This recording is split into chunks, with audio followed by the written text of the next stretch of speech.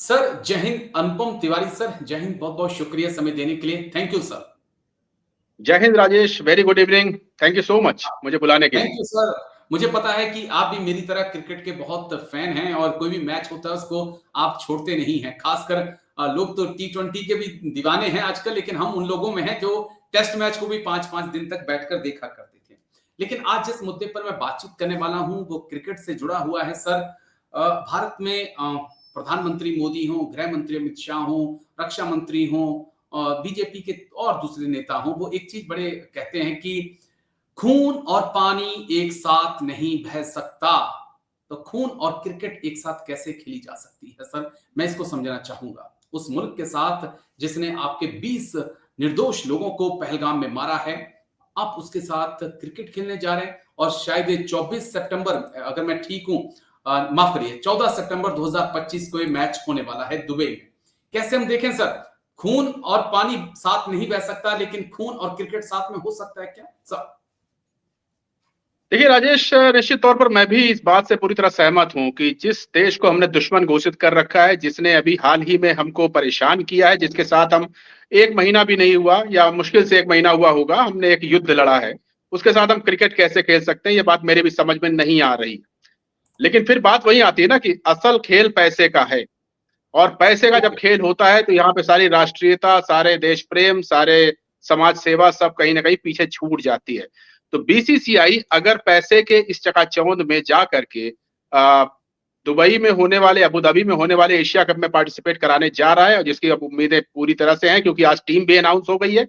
तो अगर ये हिंदुस्तान उसमें पार्टिसिपेट कर रहा है तो ये सरकार को सोचना पड़ेगा कि आखिर हमारी नीति क्या है, हमारी पॉलिसीज क्या हैं, और हम पाकिस्तान को जब उसका पानी तक बंद कर रहे हैं इंडस वाटर ट्रीटी के तहत, तो उनके साथ हम क्रिकेट कैसे खेल लेंगे, और अगर हम खेलेंगे तो उसका देश के ऊपर रिएक्शन क्या जाएगा। क्योंकि राजेश, आप और हम अकेले नहीं हैं, जहां तक मेरी जानकारी, जहां तक मुझे लोग मिलते हैं, ज्यादातर हिंदुस्तानी सरकार के इस फैसले से खफा होंगे कि वो पाकिस्तान के साथ क्रिकेट खेलने जा रहे हैं। हालांकि इसमें खेल का कोई रोल नहीं है। देखिए राजेश, जी। खेल की अगर हम सिर्फ बात करें तो भारत और पाकिस्तान के क्रिकेट में अब कोई समानता ही रही गई है।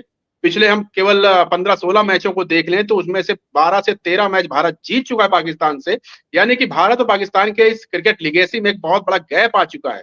और ये जो माहौल बना हुआ है, टेंस है, निश्चित तौर पर इसमें जो ब्रॉडकास्टर्स हैं इसको भुनाने की कोशिश करेंगे। भारत और पाकिस्तान चूंकि युद्ध लड़के आए हैं तो वो कोशिश करेंगे एक उन्माद पैदा किया जाए और उससे पैसे कमाए जाएं। तो पूरा खेल पैसे का है। अब ये भारत सरकार को सोचना है कि क्या वो पैसे को ज्यादा महत्व देंगे या फिर देश की एक भावना को, उस अंडर करंट को, जो कि लगभग हर भारतीय सोच रहा है कि ऐसे नकारे लोगों से, ऐसे दुश्मनों से हम युद्ध जिनसे लड़के आए हैं उनसे हम क्रिकेट कैसे खेल सकते हैं। तो मैं आपकी बात से पूरी तरह सहमत हूं कि अगर ऐसा होता है, क्योंकि मैं अभी भी, मुझे पूरी उम्मीद है कि सरकार इस जन दबाव के आगे झुकेगी, लेकिन फिर भी अगर ऐसा होता है कि पाकिस्तान के साथ 14 सितंबर को हम क्रिकेट मैच खेलेंगे तो ये बात वाकई में दुर्भाग्यपूर्ण है।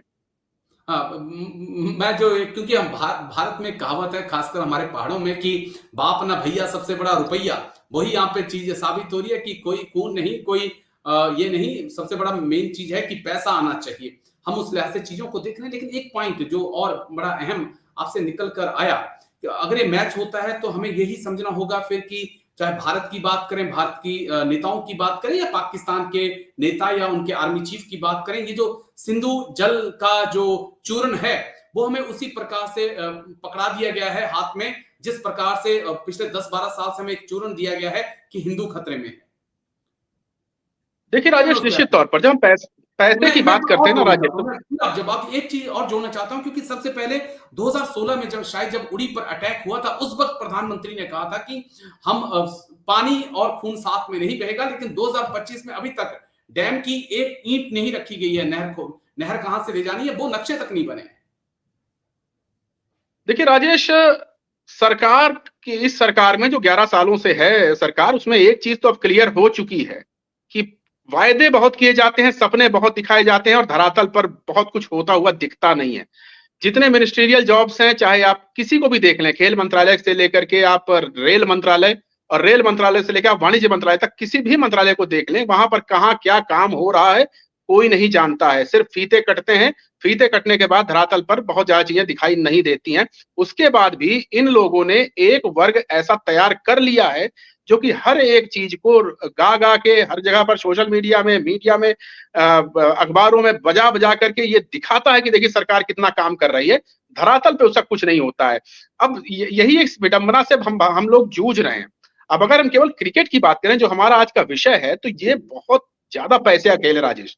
मैं कहीं देख रहा था कि ये जो एशिया कप होने वाला है, इसकी जी। जो ये जो राइट्स बिक रहे हैं ना विज्ञापनों के, 10 सेकंड के विज्ञापन के 16 से 18 लाख रुपए के विज्ञापन बेचे जा रहे हैं। अब आप समझिए कितना बड़ा खेल हो रहा है। हर एक ओवर के बीच में करीब 30-40 सेकंड्स का एक स्लॉट होता है, उसमें विज्ञापन बेचे जाते हैं और पर 10 सेकंड 16 से 20 लाख, 18 लाख, 20 लाख तक की बोलियां लगाई जा रही हैं। ये सिर्फ विज्ञापन से।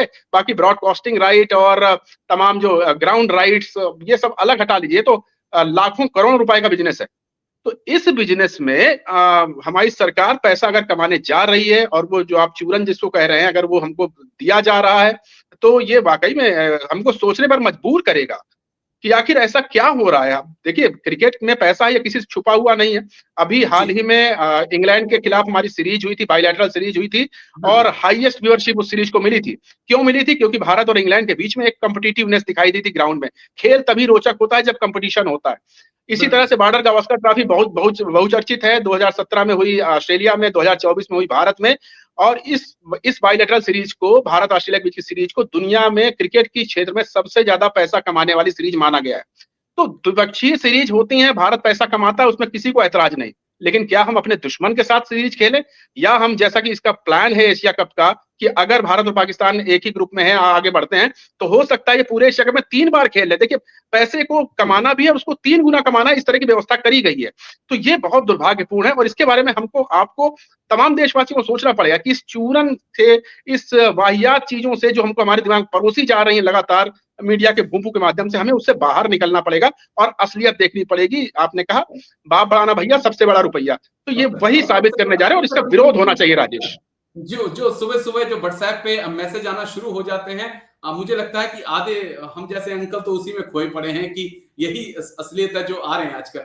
बस एक आखिरी पॉइंट जो मैं आपसे समझना चाहूँगा, अगर भारत सरकार इस फैसले पे अड़िग रहती है कि हमने मैच खेलना ही है, तो जो इससे कमाई होगी, जो कमाई इससे होगी, क्या हम उस कमाई को जो हमारे पहलगाम के पीड़ित और जो पुलवामा के, माफ करिए, जो ऑपरेशन सिंदूर में हमारे 5 से 6 जवान शहीद हुए हैं, क्या हम उनके परिवारों को नहीं दे सकते? नहीं अगर राजेश, सच इसके में, पास अगर सरकार, आपकी देशभक्ति है, मैं एक बड़ा मैसेज दे रहा हूं सर कि अगर आपकी देशभक्ति है और जो आप कहते हो कि सच में आप देशभक्त हैं, तो आप जितना बेनिफिट कमाएं उसमें से 20% रखिए, 80% जो है आप उन पीड़ितों को दे दीजिए जिनकी पहलगाम में जिनके अपने अपनों की हत्या की गई, और बाकी का पैसा आप उन परिवारों को दीजिए जिन्होंने ऑपरेशन सिंदूर में अपनी जान गंवाई। राजेश आपने बहुत इंटरेस्टिंग विषय उठाया है और मुझे लगता है कि अगर सरकार के नुमाइंदों के पास आपकी ये बात पहुंचेगी, तो देर नहीं लगेगी घोषणा करने में कि हम ऐसा करने जा रहे हैं। लेकिन सिर्फ घोषणा करी जाएगी, ये दुर्भाग्यपूर्ण है। ये जो आपने कहा बहुत अच्छी चीज है कि अगर हम मैच खेलते भी हैं और जो उसकी कमाई को हम उन शहीदों को या उनके परिवार को या उनके बच्चों को दे दें, तो इसमें किसी को कोई बिल्कुल। विडंबना नहीं होगी। लेकिन लेकिन समस्या ये है ना कि बीसीसीआई एक प्राइवेट एंटिटी है, वो कोई सरकारी संस्था नहीं है। इसको बनाया ही इस तरह से गया था कि ये जो है पैसा कमाएगी, अपने लिए कमाएगी। अब उस पैसे कमाने के बाद वो, ठीक है, कुछ काम कर रही है, भारत में क्रिकेट को आगे ले जा रही है, इसमें इसमें कोई दो राय नहीं है। गली गली गली कूचों से बच्चे निकल रहे हैं, क्रिकेट खेल रहे हैं, आईपीएल खेल रहे हैं। लेकिन उसके बावजूद ये सत्य है कि बीसीसीआई एक प्राइवेट संस्था है, उसकी कमाई में सरकार की कोई भागीदारी नहीं है। और रही बात एशिया कप की, तो मैं आपको स्पष्ट बता दूं, अगर आप रिसर्च कर लीजिएगा, एशिया कप एक ऐसा इवेंट है जिसमें बीसीसीआई डायरेक्टली एक भी पैसा नहीं लेती है। देखिए रोचक बात देखिए, जी। डायरेक्टली बीसीसीआई को कोई शेयर नहीं मिलता है और ये कहा जाता है जितना पैसा इस एशिया कप में कमाया जाएगा उससे अलग अलग देशों में जो लोग क्रिकेट नहीं खेलते उन देशों में क्रिकेट के विकास के लिए पैसा दिया जाएगा। लेकिन आज तक कितना विकास हुआ है क्रिकेट का, ये किसी छुपा हुआ नहीं। मैं इशारा कर रहा हूं किस लेवल का करप्शन हो रहा है वहां पर। वो सारा जी। पैसा जो कमाया जा रहा है बीसीसीआई को भी नहीं मिल रहा है, कुछ लोगों की जेब में जा रहा है।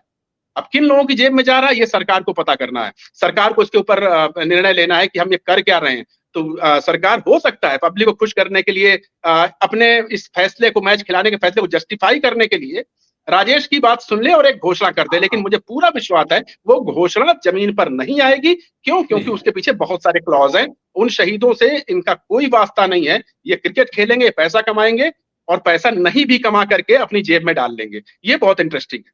बहुत इंटरेस्टिंग है, लेकिन चलिए हमें यही उम्मीद है, सबसे अच्छा तो ये होगा कि भारत सरकार एक फैसला करे कि हम नहीं, हमें बेशक 2 पॉइंट का 4 पॉइंट का नुकसान होगा, लेकिन हम पाकिस्तान के साथ नहीं खेलेंगे। यही एक सच्ची जो कह सकते हैं कि हमारे जो पुलवामा के शहीद हैं ऑपरेशन। जी सर बोलिए कुछ। राजेश, मैं एक बात और कंक्लूड कर लूं। इसमें अगर सरकार पैसा कमाने जा भी रही है तो जिम्मेदारी हम दर्शकों की बन जाती। अभी मुझे हाल में याद आता है जब विराट कोहली ने संन्यास लिया था, आईपीएल का मैच चल रहा था। विराट कोहली की जबरदस्त फैन फॉलोइंग है, बैंगलोर में या कहीं पर मैच हो रहा था। लोगों ने विराट कोहली की टेस्ट जर्सी पहन करके स्टेडियम में लोग पहुंचे, बड़ी संख्या में पहुंचे और ये दिखाया कि विराट कोहली के टेस्ट से संन्यास लेने से हम खुश नहीं हैं। तो ये दर्शकों का ये जो नजरिया है ना, ये अगर जमीन पर आता है, धरातल पर आता है, आपके दर्शकों के माध्यम से पूरे देश को मैं कहना चाहता हूं कि इस तरह के किसी भी इवेंट का टोटल बायकॉट किया जाना चाहिए। बीसीसीआई अगर ये चाहता भी है, सरकार ये चाहती भी है, तो एक दर्शक होने के नाते हमको इस तरह का टूर्नामेंट नहीं देखने चाहिए। ठीक है सर, चलिए शुक्रिया, बहुत बहुत शुक्रिया अनुपम सर, आप आए और इस बेहद संवेदनशील मुद्दे पर आपने बात रखी। थैंक यू सर, जय Hind, take care sir, thank you, Jai Hind sir, thank you. धन्यवाद, थैंक यू राजेश।